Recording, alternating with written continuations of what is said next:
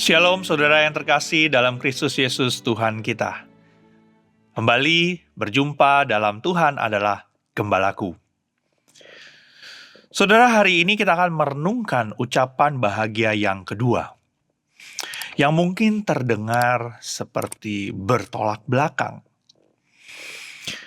Mari kita bersama-sama membaca dari Matius 5 ayat yang keempat. Berbahagialah orang yang berduka cita, karena mereka akan dihibur. Saudara, bagaimana mungkin orang yang berduka cita disebut berbahagia? Namun disinilah keindahan dari kebenaran Injil. Yesus mengajarkan bahwa kebahagiaan sejati tidak selalu berarti tanpa air mata. Apakah saudara pernah menangis bukan karena kelemahan, tapi karena kasih? Menangis karena menyadari dosa, karena merindukan Tuhan, dan karena belas kasihan bagi sesama? Dunia sering berkata, jangan menangis, tegar saja, kuat. Namun Yesus berkata, berbahagialah mereka yang berduka cita. Mengapa? Karena Tuhan melihat air mata yang lahir dari hati yang lembut. Air mata bukan tanda kekalahan, tetapi tanda kepekaan rohani. Seperti benih yang disiram air mata, duka yang diserahkan kepada Tuhan akan menghasilkan buah penghiburan dan kedewasaan iman. Berbahagialah orang yang berduka cita karena mereka akan dihibur. Saudara, ada dua makna dari perkataan Yesus ini. Yang pertama, berduka cita karena dosa. Inilah duka cita rohani. Kesedihan karena menyadari betapa besar kasih Allah dan betapa sering kita melukai hati Allah. Orang yang berduka cita seperti ini tidak menutup-nutupi kesalahannya, tetapi datang kepada Tuhan dengan hati yang hancur. Dan kepada mereka inilah Allah memberikan penghiburan. Bukan berupa alasan, tetapi pengampunan. Seperti ada tertulis di dalam Mazmur 51 ayat 19. Korban sembelihan kepada Allah ialah jiwa yang hancur, hati yang patah dan remuk. Tidak akan kau pandang hina, ya Allah. Itulah makna yang pertama. Makna yang kedua, berduka cita karena penderitaan hidup di dunia ini. Yesus juga berbicara kepada mereka yang sedang menangis. Sedang menangis karena menanggung luka, kehilangan, atau kesedihan. Tuhan Yesus berjanji mereka akan dihibur.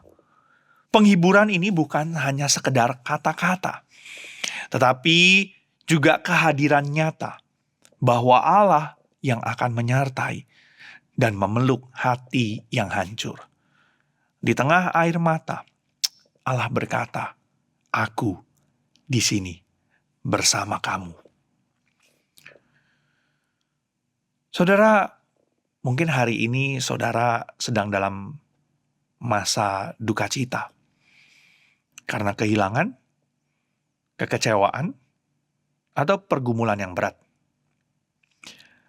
Tuhan Yesus tahu air matamu, dan Ia tidak menolak hatimu yang sedang hancur. Dikatakan Ia dekat kepada orang yang patah hati, dan Ia menyelamatkan orang yang remuk jiwanya. Jangan tahan air matamu, tangismu di hadapan Tuhan.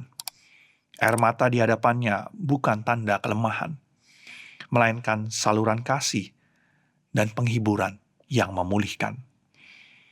Saudara terkasih, dunia mencari kebahagiaan dengan menutupi luka.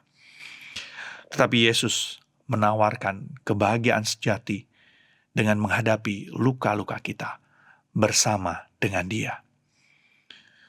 Tuhan tidak berjanji menghapus setiap air mata seketika, tetapi Ia berjanji menyertai kita sampai air mata itu berganti dengan sukacita.